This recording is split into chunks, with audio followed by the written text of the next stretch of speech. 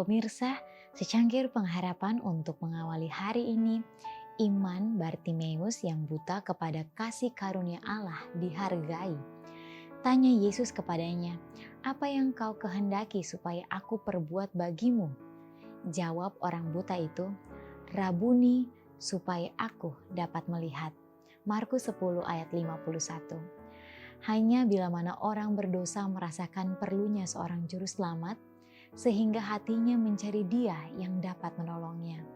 Ketika Yesus hidup di antara manusia, orang-orang sakitlah yang memerlukan seorang tabib.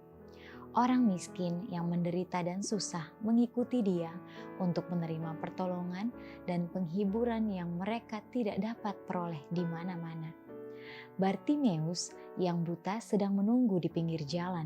Ia telah menunggu lama hendak bertemu dengan Kristus.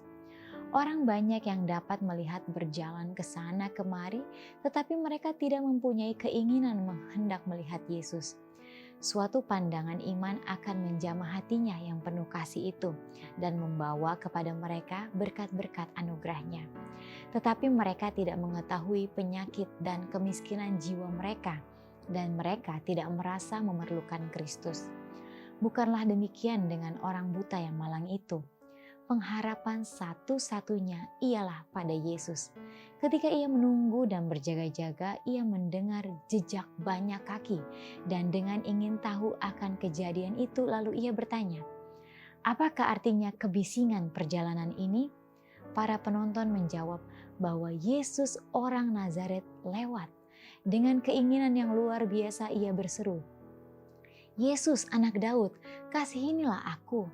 Mereka berusaha mendiamkan dia, tetapi ia malah berseru lebih kuat lagi, "Yesus anak Daud, kasihanilah aku." Seruan ini pun didengar. Imannya yang teguh itu dihargai, bukan saja penglihatan fisiknya dipulihkan, tetapi mata pengertiannya pun dibuka. Dalam Kristus ia melihat penebusannya, dan matahari kebenaran bersinar ke dalam jiwanya. Semua orang yang merasa perlu Kristus seperti yang dirasakan Bartimeus yang buta itu, akan seperti dia menerima berkat yang mereka rindukan. Orang-orang yang sengsara dan menderita, yang mencari Kristus sebagai penolongnya, terpesona oleh kesempurnaan ilahi, keelokan, kesucian yang bersinar dalam tabiatnya. Setiap orang yang menerima Kristus oleh iman akan menerima pula kuasa untuk menjadi anak-anak Allah. Demikianlah renungan kita hari ini. Selalu mulai harimu dengan secangkir pengharapan.